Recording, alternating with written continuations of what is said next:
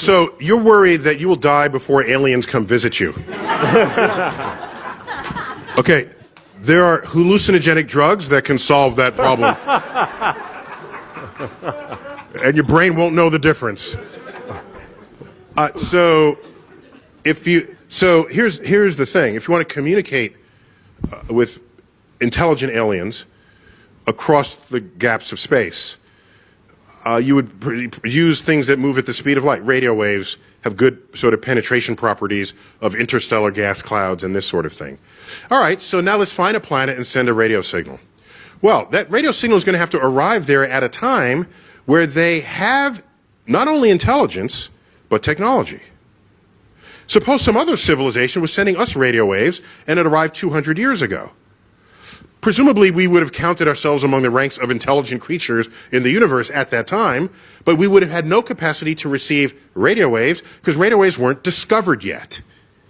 And so, in fact, if you want to communicate with a civilization, it has to be right in the slice of time where the life on that planet achieved complexity and intelligence and technology.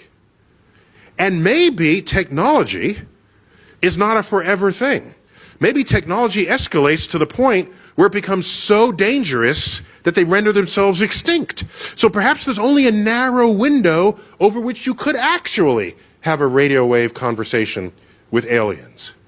So I think the only hope, really, is that we get visited by highly intelligent aliens that figured out a way to cross the gaps of space-time, but thereby not being limited by the speed of light as a speed limit of the universe. As we say, speed of light is not just a good idea, it's the law.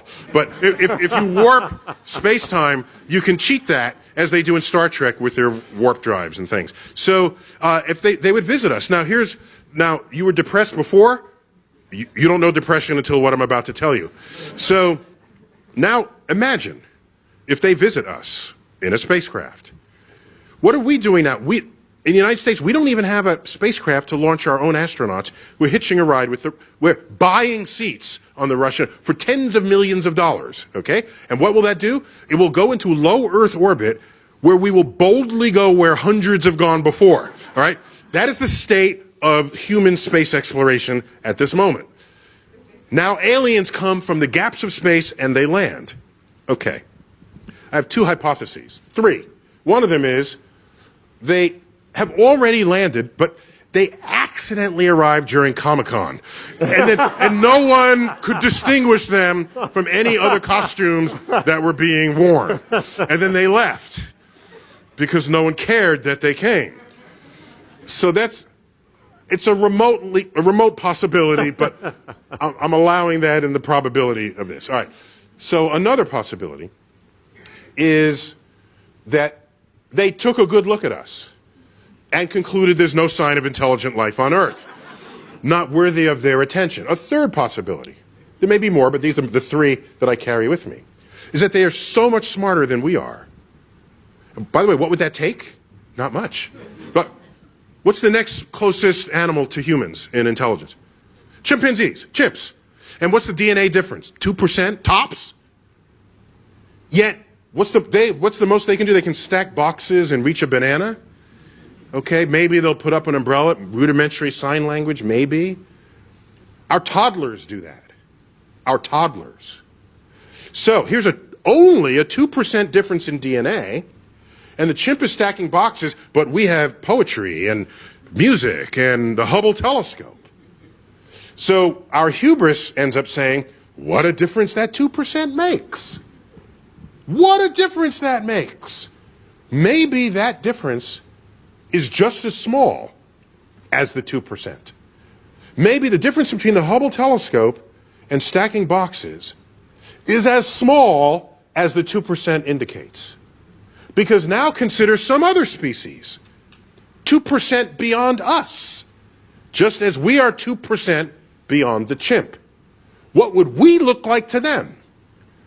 They would roll the smartest human Stephen Hawking, roll him forward and say, this one is slightly smarter than the rest because he can do astrophysics calculations in his head like little Timmy over here who just came back from preschool.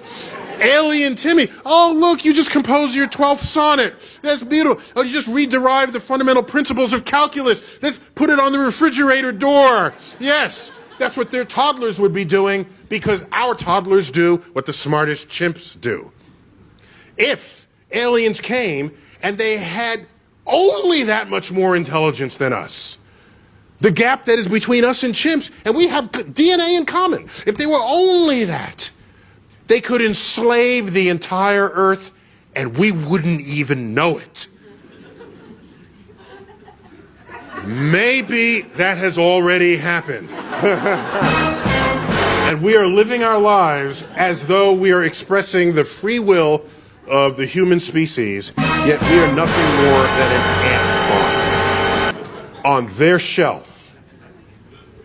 So we are their entertainment, not even worthy of investigation beyond what we look like in their terrarium.